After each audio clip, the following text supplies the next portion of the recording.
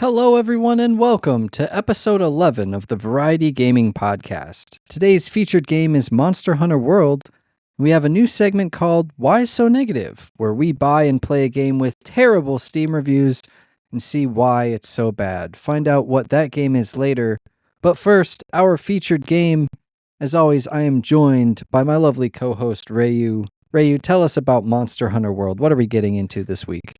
All right, Monster Hunter World is going to be developed and published by Capcom. Now, the Steam description reads, "Welcome to a new world. In Monster Hunter World, the latest installment in the series, you can enjoy the ultimate hunting experience using everything at your disposal to hunt monsters in a new world teeming with surprises and excitement." Now, we know this game isn't really the latest installment in the Monster Hunter trilogy. It's just unfortunate that they have not updated their Steam page to reflect that, but that's the description. It is available on PC, PlayStation, Xbox One, and GeForce Now for all you cloud gamers. It is also available on current generations, so I did look. You can get it on the PlayStation Store for PS5. I'm sure it's also available on the current generations of Xbox, though some of the features will be missing.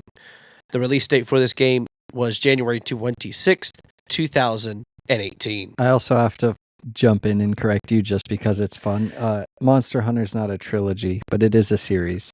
I thought I said series. Oh, well. It's okay. Comment down below. Ha ha ha, Rhaiu called it a trilogy. No, I'm just kidding. I'm excited. I played this game a while ago when it released, but it popped up in my Steam sale, like, I don't know, whenever the last Steam sale was, and I swooped it up, and it's been kind of hidden, but Rhaiu, you and I have some mutual friends that have been playing, and so let's start with you, because is this your first time playing, like, this go-around, is this your first time playing Monster Hunter World, or did you play it before we decided to make it this week's episode? No, I've played it before, not as in-depth, and not for very long. I will say this go around, I played it more for like the focus of like trying to absorb the content and take notes about what the game is about and that sort of thing. Before it was just kind of it's on sale, let me see what it's about, and then I kind of fell off the wagon. Okay. Well, you fell off the wagon, but now here we are. You're getting back on the wagon, so to speak. So, what was your experience like this time? Oh, it's been a fun experience. And you're absolutely right. Our mutual friends consistently playing it. I think they're even playing it now as we're recording this episode. And I think that's something that has made this experience a lot better for me, is the fact that there are people who do genuinely want to play the game. They want to make progress in the game or have already made progress, so they can kind of help you through those learning curves of the game. Because honestly, in the whole of Monster Hunter, not just World, but all of it, there's a lot to take in between the weapon systems, the armor systems, the tracking systems, the progression on getting your tracking experience improved, your experience, your Palico's experience. Like, there's so many different systems and menus and things to navigate, and then there's the reading the map and how the map works, and it can be overwhelming for people who are coming into this raw. So thankfully I did have, with our mutual friends, I did have a little bit more of an advantage, a little bit more of an easier time transitioning to it, and it's been a really good experience. I will gladly keep this downloaded and play it up until Wilds. That's the one that's coming out in 2025. Until that game releases, because I know they'll transition to the newest game. And from there, we'll just see how it goes. Just to get into at least my portion of the game, how I played through it. The audio is one thing I always love to make mention when it comes to these types of games.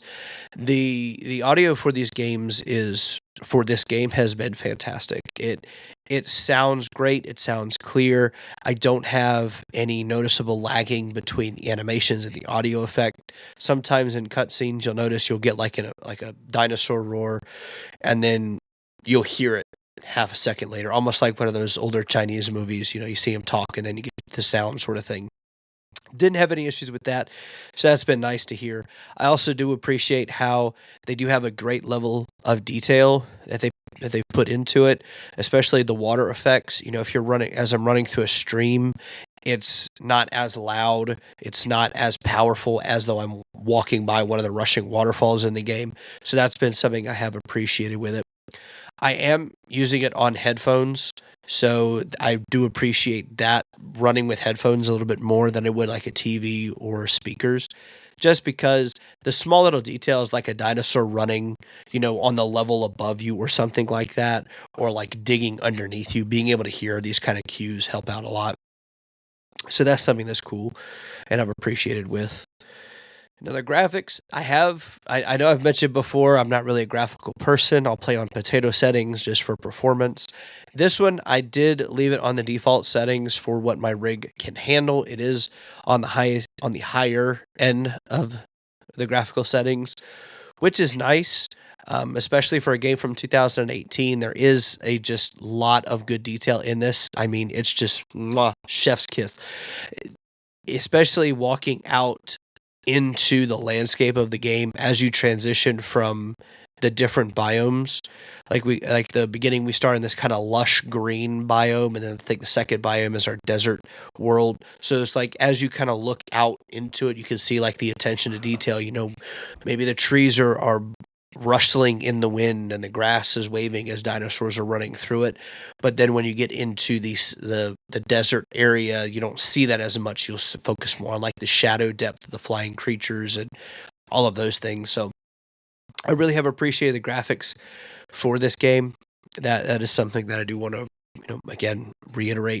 For a game in 2018, it does I would say it goes toe to toe with some of the current gen games. As far as input preferences, I started out on mouse and keyboard. I don't recommend mouse and keyboard for these types of games. I wanted to see what it would be like, but I do prefer the controller, so I did switch to that. The default controls for the mouse and keyboard are a tad overwhelming, just because the amount of options that we have with mouse and keyboard for this type of a game. So and what I mean by that is you have your quick menus where you need to scroll through your potions or scroll through your antidotes, your traps, all that kind of stuff. Then you're going to like get your whetstone to make your weapon sharper or switch your ammo type for the guns.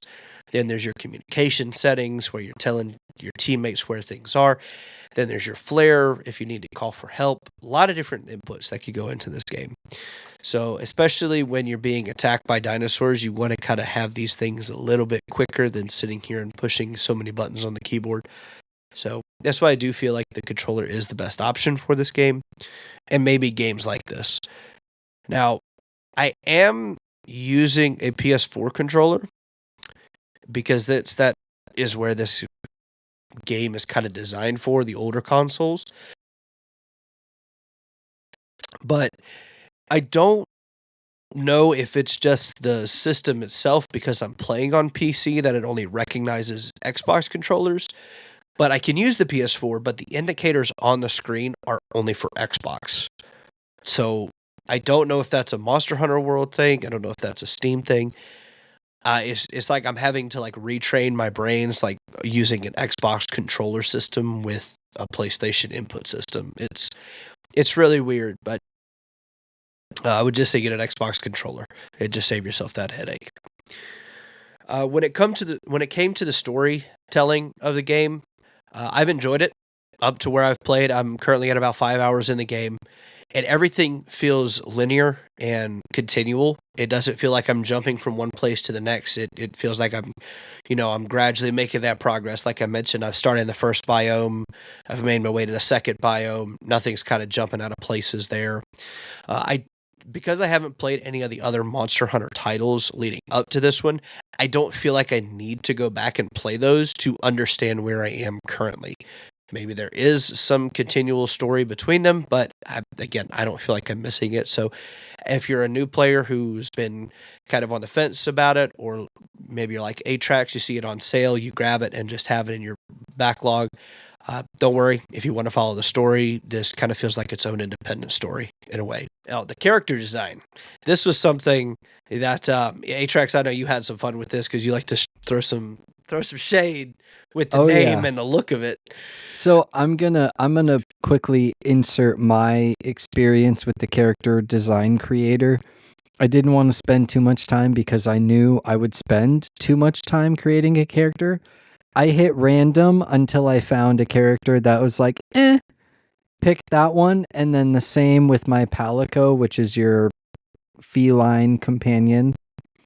Hit random a bunch, named my Palico Rhaiu because my Palico is like ridiculous looking. But no, I'm just kidding. But that's what I did. I hit random on a bunch, and that's what I came up with. Rhaiu, I'm sure you used character design a little bit more seriously, but that was my quick experience. Just I hit random, and that was it. That's how I made my characters. I do the same thing in Dark Souls. Now, see, the Dark Souls I understand because most of the time your character ends up covered in armor or something. Yeah.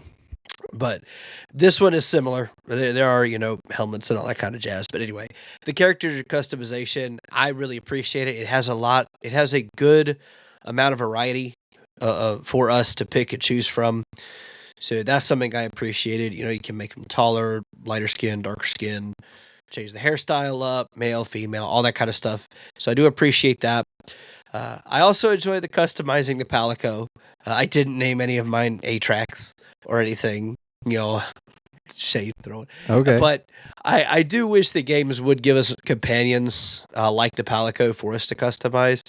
I don't know of any. Do you mean like other games? Yeah, just said games. Well, other games. I'm sorry. Okay, all right. Yeah, I was curious. I was like, what do you mean? Other games. Okay, gotcha. Yeah. Now, maybe there are that I don't know of, but I just appreciate the fact that not only am I customizing my character, I'm customizing my companion with me. And then, of course, you have the armor and everything like that, which we'll get into in a bit. But the voice acting. Now, the one thing I really appreciate about this, out the gate, it asks what language you want the game to be in. There's obviously your English and your, Japanese, Chinese, all these other different type of languages. But then there's the Monster Hunter language. And I thought, you know what? I want to choose that because I want to see what that's like. So obviously, I can't understand a word they're saying. I have the subtitles on to be able to read it all. But I do appreciate using the Monster Hunter language because their voice acting has a very wide range. And I appreciate that when the situation calls, there are more fluctuations in their speech, more emphasis put on words, and nothing feels rushed. Like when they're talking to me, they're not ahead of the animations, they're not behind the animations. It doesn't feel like they're trying to get through the scripts, that way I can get on to the next, interaction or what have you. So that's something that I have appreciated with the voice acting. Now, their movement and the attention to detail with the movement, I have also enjoyed. It feels smooth and realistic. I'm not making these quick, fast turns or rolling out of the way while I'm swinging a big katana around. I'm also not the Flash and going super speed and pulling out my weapon just as fast. They're more realistic movements, and because of that, it makes the game more immersive, that you have to strategize, like, okay, I can't full sprint into this. I'm going to run out of stamina. And there's also not a whole lot of clipping that I found. I'm not losing my arm or my leg as I go to pull out a sword or anything like that. So that detail has been nice. But let's get into the combat. Because the combat, I think this is where, I think, Atrax, you and I were talking a little bit about this before. The combat is what really kind of pieces this whole game together. Oh, yeah. Absolutely. It's the core. It's what makes this game great. So I really have appreciated the different weapon options the game gives us, the different additional effects those weapons can have on them. So, for example, I've gotten one that's the defender weapon that has explosives. So as I'm swinging this big katana, once I finish a combo, if I've built enough charge, it detonates. So I get a nice little explosion animation and effect on it, which is cool. But also the look of those weapons while we're using them. just looks fantastic. Again, this Defender katana is like this jagged blade. So not only is it jagged and swinging very strong, it also blows up. And there's a lot of different things like that in the game that I've noticed, which is really good for diversity of the weapons.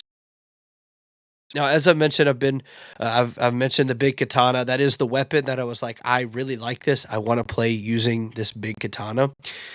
But I have seen people using a couple of different weapons through the multiplayer experience. I've seen the lance, the warhorn, a couple of dual blades. Those are all been used, and they look really cool. If you want to play more passively, a little bit faster, a little bit more acrobatic, there's doesn't really seem to be a best weapon option in the game. It all kind of caters to whatever playstyle you feel comfortable in. So if you want to be the fast guy, you may lean towards dual blades or the lance. Maybe you want to be the big, slow damage guy with the big hammer or the big katana, and you just want to get in there and just chunk health, but you're having to play a little bit more passively because you got to wait for that opportunity to do something. So that's something I have appreciated with it.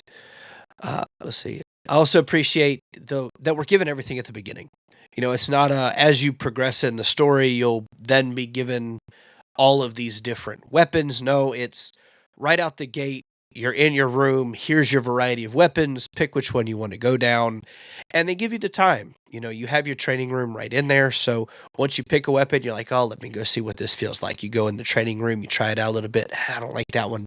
Let me try this other one out. And so on and so forth until you do find that weapon that you want to go into. Because once you find that weapon that you like, that combat style that you like, it gives you an idea about the weapon and the armor forging that you're wanting to go down and progress. So as I mentioned with the big katana, because I'm a little bit slower, I'm investing more heavily in actual defense items. Like I'm going to be moving slower, but I'm able to take a little bit more hits to it. So because of that, I'm looking down those trees as I'm forging my armor. So that, again, it all kind of depicts what parts of the monster I need broken off and all of these different types of things. So it really does help if you take the time to pay attention to what particular tree you're going down with weapon and with armor, because those parts are going to depend what you need. So if you need horns, you're going to focus on the heads of the beasts more than the tails, than the wings, or anything like that.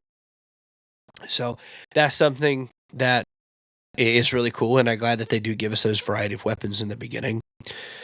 Weapon strength is also something we need to consider. My low-level katana is not going to cut through this big Raytheon head as smoothly as someone's higher-level lance does. That is something that I have noticed, is that as you go to take on some of these higher-tier monsters, if your equipment is not on par, not only are you going to take more damage, you're not going to deal any damage. In fact, it'll bounce off of the creature because it's not able to do the damage that it needs to, which is really, really cool. And I appreciate that as it's kind of a scaling mechanic that's put into the game. Is like, oh, your weapon's bouncing off the creature. Well, there's clearly something you're not registering. That is there armor on that piece of the monster? Is it too low of a level? It's a nice little in-game checks and balances for you to look at. So that's something I do like about it. Now, the movement with the combat has been really cool as well. Like I mentioned, I'm not making quick, fast movements with this big katana. I do have to plan and commit to the combo with the weapon. Otherwise, I am going to be punished by the monster. Now, what I mean by that is there are instances where the beast can be stunned and knocked down, or you can flash him with a flash bug. And if you're able to time it right after these stuns or knockdowns or flashes, you could get some big chunk damage off of. So that's really when I like to go in with my big katana, rip some big combinations off of it, try and get a big detonate off, just so that we could chunk out the health, maybe break a part or two off. Just makes it a little bit easier for my team if I'm not like right in the front trying to do everything. Now, when I go to pull my weapon, I do feel that there is a movement penalty when the weapon is drawn. So with that, again, I have to plan for these things. Like if I'm fighting and I know that this monster is going to be doing all of these big area attacks or charging, I might want to put my weapon away so I can focus more on dodging, getting out of the way of the beast, instead of just leaving my sword out and be like, oh, let me get a quick little chip here or a chip there. It might not really benefit my team. It may not benefit myself. So that's something that's really cool, that again, it based on what I mentioned with the whole combat system, having to plan out what type of attack style I want to go down. Because of that, it does change my play style. So hopefully, again, if you're like Atrax, you jump into this because it was on sale. You do take the time to find these things. Just keep in mind, the more time you take at the front end of it, figuring out what type of attack system or attack style you want, it'll save you that kind of headache and pain in the long run. Now, the difficulty for the game with the combat has had a very nice, good scale to it. I don't feel very overpowered going against monsters that are on my level. I don't feel underpowered against them either. As long as you're prepared for the fight you're picking, you're fine. Goes back to everything I've been saying with the combat system. Just follow it, take your time, and you'll be fine with it. But there's no overpower, underpower system here. It all feels pretty balanced. Now, because I haven't played a whole lot of Monster Hunter games or games in this genre, the only one I have played would be Dauntless. And comparing Dauntless combat system or combat style to this, there are two different variations of it. Each weapon has its own style. It just takes time to find that style and invest it, like I've been saying. Getting the timing down on the combos so you know when to execute the combo is something that's very important. So if you're going to go for that big, long chunk damage combo, like I mentioned, look for those opportunities where the beast is downed or stunned, then it will pay off. But if you get caught in the middle of it and the beast starts running, then you're missing that damage, you're losing weapon sharpness, all these kinds of things. I've done enough rambling. Atrax, what's your experience been like? Dude, I thought you'd never ask. Oh my goodness. No, I'm just kidding. I have just a little bit to add to quite a few points you mentioned, which is great because you did a great job of setting up just in general kind of, I think, the overall beginner experience, because I had a similar experience. Now, the difference between you and I am playing with the high resolution texture pack, and you are just playing with the regular high resolution textures, which, I mean, no problem either way, honestly. The game is great. I don't think you're missing out whether you have the high res texture pack or not. In fact, I pulled out my PS4 in order and re-downloaded this game and played it for like 15 minutes or so just to see how the graphics compared in terms of the cutscenes, which were basically the same. No surprise there because they're just pre-recorded. But the gameplay and the overall fluidity of it and stuff like that, the game holds up well on a previous gen console. I feel like this is a must-have title for players who are on PS4 or Xbox One, I guess, because it's just the game plays so fluid. It's really good. Like I said, on my PC, I played with the high-res texture pack. If you're watching the video footage for this episode, you'll see that's the recording that I was having. 1920 by 1080, no frame rate cap. I was hovering around 150-ish, kind of, playing on max settings. Graphics are absolutely wild in this game, and I love it. They're so fluid, especially like you mentioned earlier, for a game that came out at the beginning of 2018, literally January 2018. So top tier graphics for sure, especially that they added the high res texture pack. I agree about controller for this game. I am using a Xbox controller because, the Xbox controller is superior to the PlayStation controller. I love my Razer Wolverine. That's the one. Black Widow is the keyboard. I love my Razer Wolverine controller, version 1. I rebound dodge to B the default is A for controller. I rebound it to B, which I believe is circle for you PlayStation players. That's just my preference. I like to have my dodge on B. That's the same way when I play games like Elden Ring and other stuff like that. Highly recommend this game. Just overall, you mentioned the Monster Hunter language. I think that's super, super cool. And it's a great design choice when you have a long standing series like this. You can easily localize the game as long as you just translate the subtitles correctly, which is a lot easier to do nowadays. So, top tier decision on their part.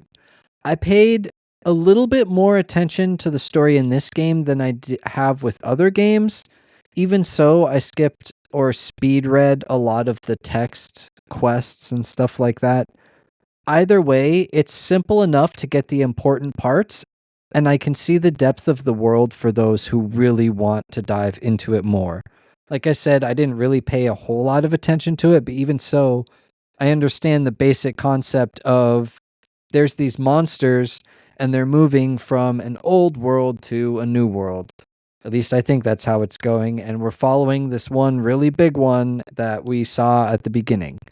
Like that's kind of like loosely probably describing it poorly. Maybe that would be in our What's That Game segment. Like, you follow a giant monster and hunt other smaller monsters in order to hunt the big one or something like that. I don't know.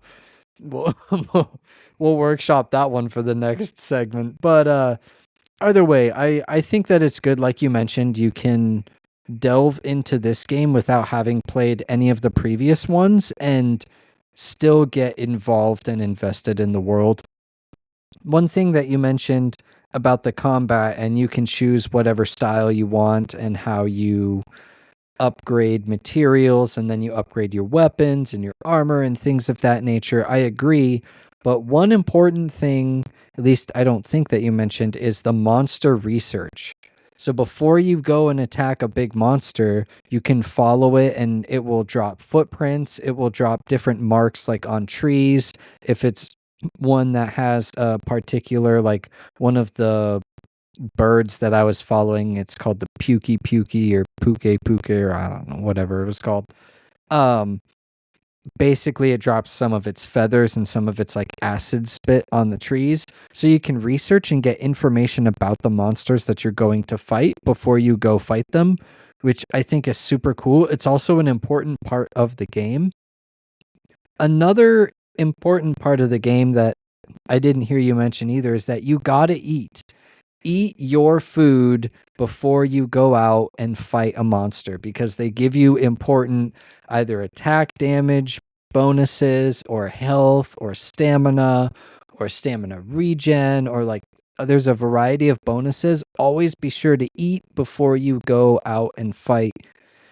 And also, which you kind of touched on this, make sure that you are sharpening your weapons mid-fight, especially if they dip down into like red. Always sharpen your weapons so that you're doing that prime damage. In terms of combat, I am using a weapon that you didn't mention, Rhaiu, and I'm using the Kinsect Glaive. I absolutely love this thing. It is so cool. I started off with the katana, didn't really like it because it was slow and it just, I don't know, I wasn't vibing with it. I switched to the Kinsect Glaive. I can launch myself in the air, do aerial dodges, do aerial attacks. I can attack on the ground. Because it's a Kinsect, I have like an insect thing that I can send out and do toxic damage and other damage and stuff like that. I can upgrade the Kinsect. I think it's super cool.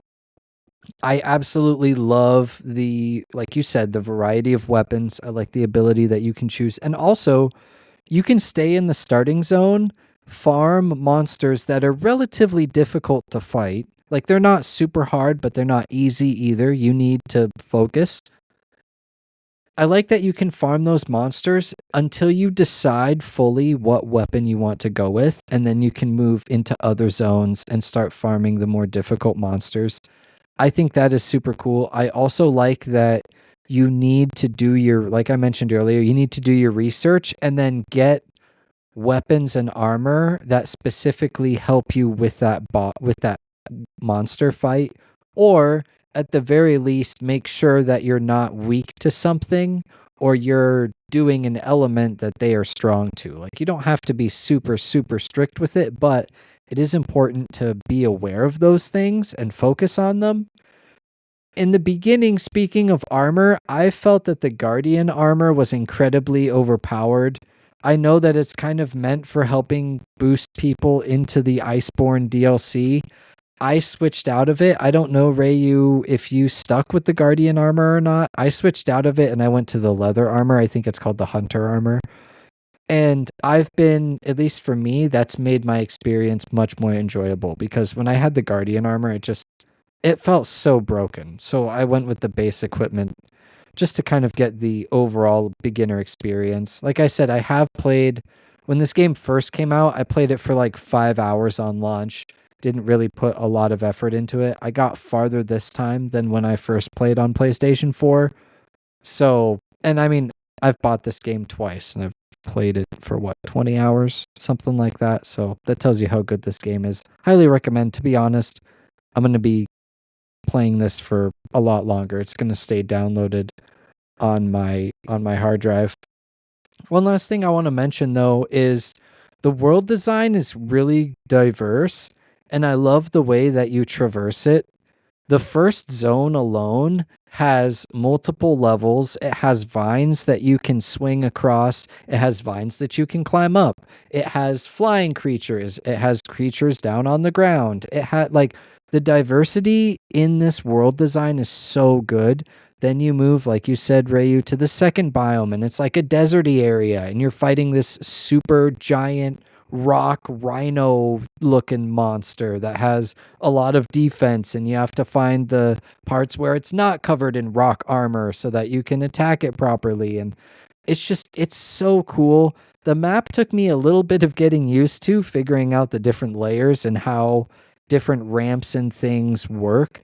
But as soon as I figured it out and learned how to read the map, it became super easy to use. I think it's actually a good way for them to build the world. Like, it lets them just get away with these super cool map designs and also still have a map with readable information, like where important materials spawn, where the monsters are. You can track the monsters and you can see what level they're at and how to get there and all of that cool stuff. This game is super in depth and I highly recommend it. I'll be honest, I think overall I give this game a 9 out of 10. Rhaiu, what do you think?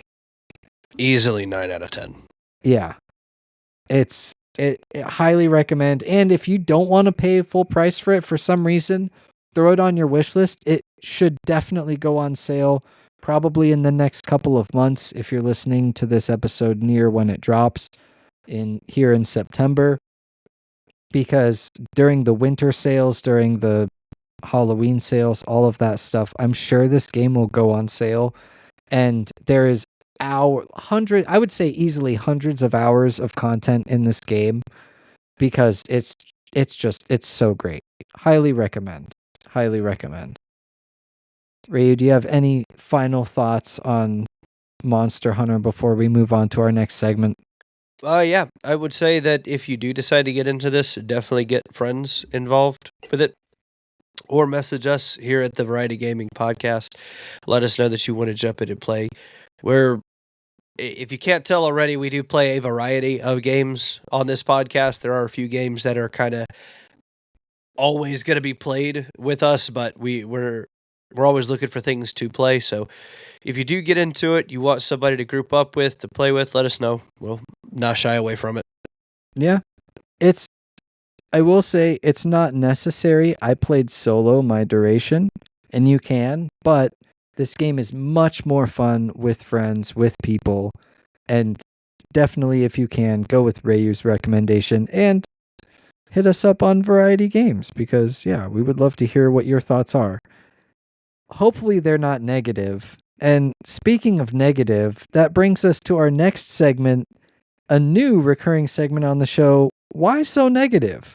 Where we take a game that is terribly reviewed and buy it and play it, and in this instance refund it because we can. And it's content. I don't know, I personally had a lot of fun with it, And Rayu's shaking his head like, I don't know, man. I don't know if this is what you call fun, but I thought this was cool. We played a game with really terrible Steam reviews, and we definitely see why this game has terrible Steam reviews. If you're wondering what this game is, it's called Malice. The description for this game is you fall through a sinkhole into a nightmarish Japanese mansion with a lingering, sinister presence and terrifying threats. And the only way out is deeper in. Malice is a 2-player compulsory co-op survival horror that forces you to make unforgiving choices and rely on your wits to survive. So compulsory co-op, basically it means you have to have co-op in order to complete the game. I think it's a cool base idea, but 783 Steam reviews, overwhelmingly negative. 17% of the 783 user reviews for this game are positive. Really quickly, I can see why. The cutscenes offer very little info, and not in like a Dark Souls way, like in a literally the only thing you get from the first cutscene, which is probably playing right now, is that you fall into a hole, which is also in the Steam description. So like again, I just kind of plops you there.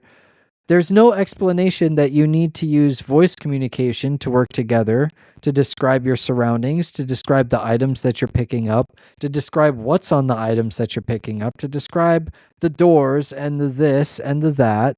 Literally no explanation, no, like, I don't know. If there is, I certainly didn't see it. Maybe you're like intensely looking for it on the YouTube version, but like, actually, there's no explanation. And yeah, like you're just dumped in. I was picking up some fans and I had this little pamphlet on a Japanese garden. And Rhaiu, what were you? You were just like on some I was wooden stair, literally or no, they were stone stairs. it was stone stairs with lanterns and a door. There's nothing else. And I could like interact with the door knocker. That's all I had. That's it. Door knocking. And yeah, there were some inventory items, but that's pretty much it.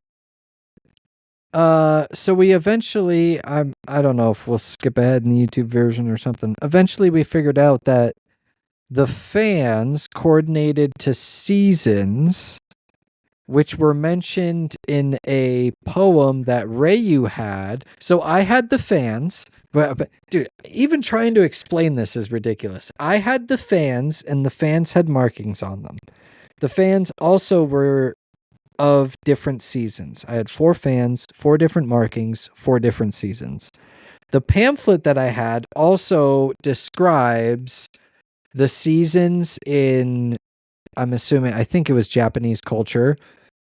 Spring, summer, fall, or I guess it was autumn and winter. Rhaiu had a piece of information, right, that had a poem in it that described a certain order for the seasons.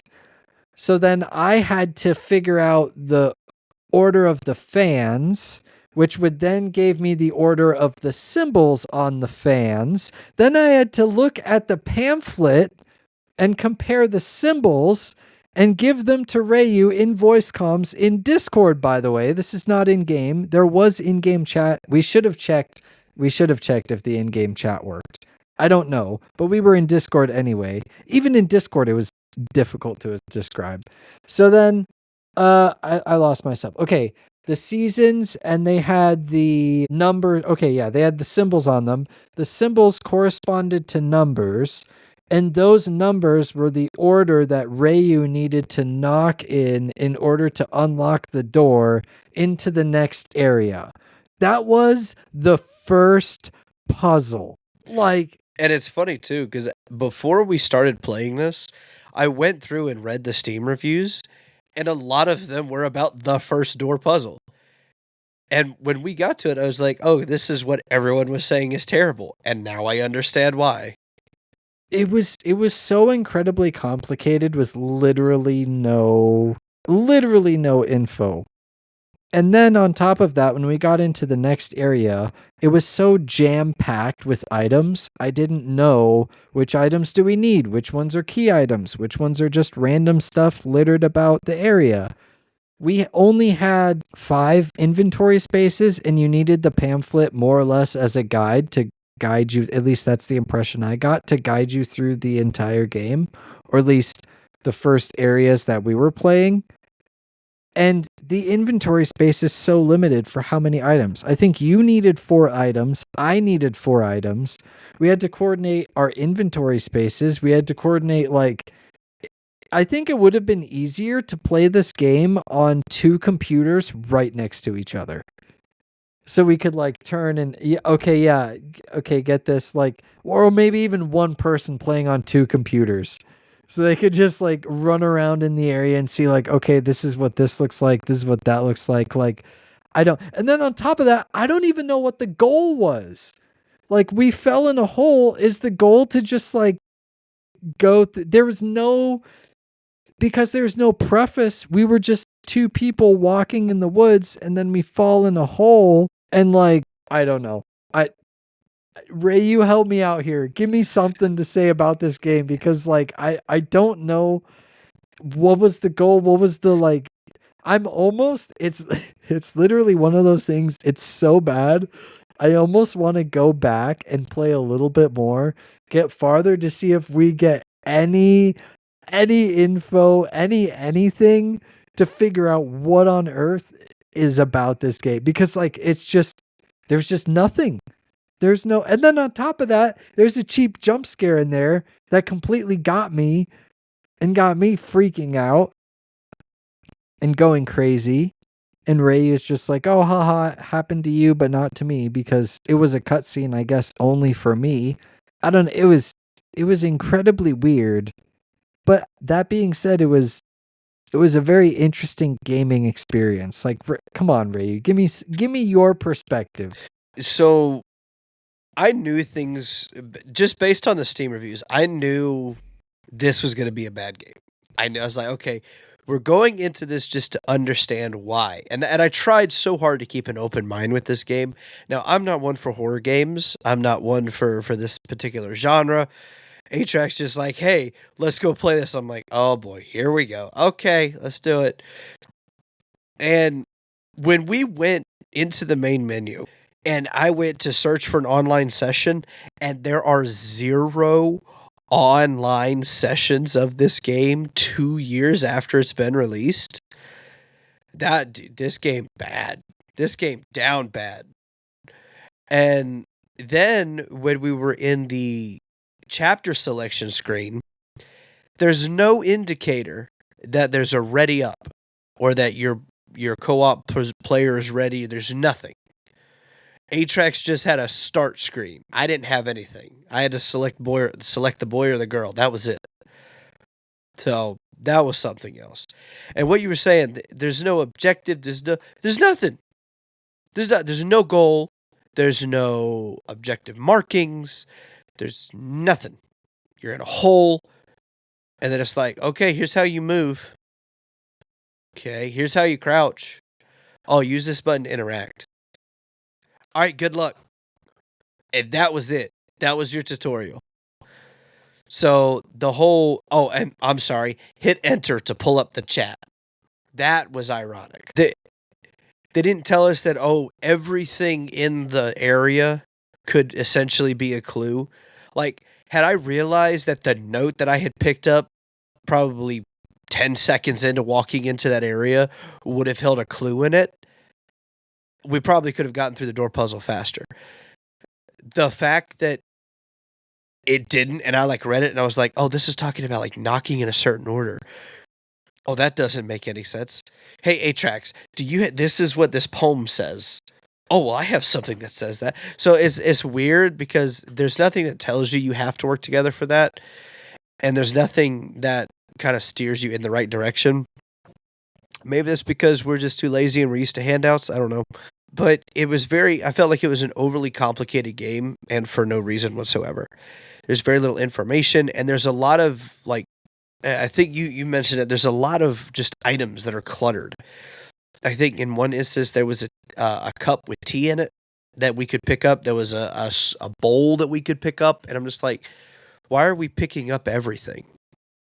Like we shouldn't be able to interact with every little thing. Like you only let me interact with certain things in the first area that turned out to be clues. Why can't I interact with everything? So then I will say on a positive note for this game, the ambiance is there. It was kept me on edge a little bit. I was hesitant to go in certain areas because of some of the sounds and the weirdness going on. I will say that was there for the game. I also did appreciate the fact that there was a different experience for each player. So while we were not together in the first area, what Atrax had access to and I had access to created a different experience. And the fact that we would like gradually find clues, I think one was the dice thing. Like I found that I could interact with that, but I didn't know what it was for. And then HX is like, oh, well, I have these dice. I was like, oh, well, come try this. HX didn't even know it was there. And then he goes, he's like, oh, well, look at that. We can use that. And so then it's just like all these things, like as you're scrounging around finding stuff, it just like opened up the area a little bit. But again, there's no goal. So we don't know, like, what was it? After we got the dice done and we were able to go upstairs where the jump scare was at, that door on the bottom floor opened up to this whole other area. Oh, I'm sorry. No, the jump scare was downstairs. Opened up to a whole other area that I didn't even know it was there. I remember seeing the door at the beginning, but never paid attention to it. I thought that was like something else. But like, I didn't know we needed anything in there. Do we need anything upstairs? Is the idea to get out of this place? We're just trying to get back to the survival, to the top level. Like, what are we doing?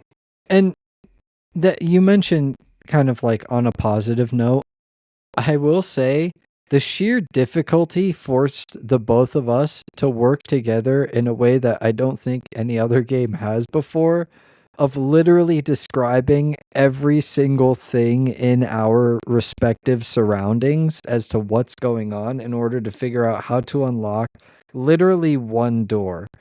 Like that was a level of cooperation I don't think that we've had, even playing like master mode Star Wars flashpoints or something like that. Like that, you know what I mean? Like that was actually describing every measure of surroundings. And I requested a refund of the game, but I did say that some of the core elements, I love the forced co-op, and even that we had to describe everything in our surroundings. I think that was super cool. But that being said, a lot of polish is needed. There needs to be some form of explanation, or at the very least a tutorial saying, before you drop us into that difficult of a puzzle, which if you want to do that right at the beginning, I guess that's cool.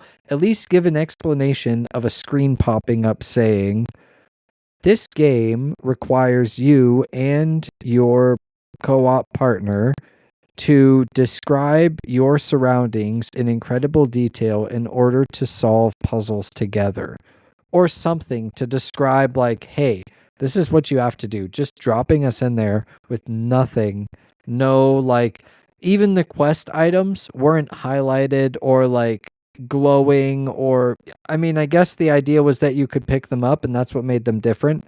But then in later levels, there's a whole bunch of random stuff that you can pick up that you don't necessarily need. So it's kind of just some of those adjustments would probably make this game from overwhelmingly negative to mixed.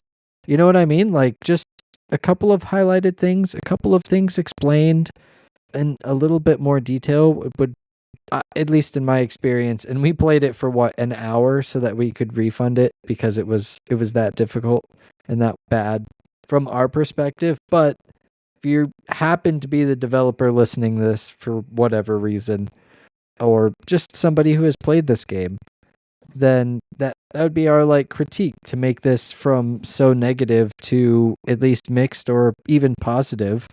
The ideas are kind of there that are kind of cool, like, I mean, we already said them, having to work together in such detail, but it's incredibly lacking, Ryu? Yeah, and I guess one thing I would like to add with that, make a difficulty selection screen, difficulty slider, and go from like essentially a hand holding, let me take you step by step, to what it currently is. I feel that if you were going for more of a realistic, hardcore, like horror survival type thing, you've hit the nail on the head with that. I think just as for new players trying who are looking to experience your title for the first time, this again, great idea, poor execution. Had that difficulty slider put into that, and then I feel like you have a good thing. Again, nothing wrong with the animations of the game, the visuals, the audio, all of it. You got it. You got the ambiance of the game, and the story is probably there for more than we could go down.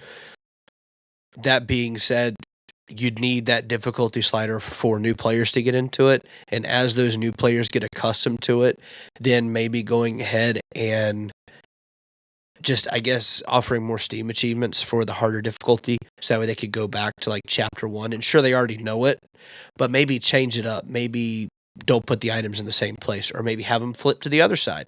Like, hey, you completed a story as the male character, hard is only available as the female character. Or what you could do is offer a how to play / tutorial that would simply walk the two players, because it is a forced co-op. The only way you can play the game and start the game is if you have two players. So I think a tutorial, or at least an explanation of how to play the game, would be incredibly helpful in making this game a lot better. That being said, we didn't make it very far, so maybe there's some even worse issues down the road that need to be handled. There's basically no story, at least from what we could tell, but either way, that was Why So Negative, where we reviewed, more or less, reviewed Malice, a game with overwhelmingly negative Steam reviews. Hopefully you enjoyed that segment, as well as our featured game, Monster Hunter World. It's been out for quite a while. Have you played it? Or are you considering playing it? Is it on your wish list? Does this episode make you want to play it more? Let us know in the comments, YouTube, Spotify, Apple, or tweet at us on X at Variety Games Pod. We would love to hear from you. That does it for episode 11. We hope to see you next week. Have a good one.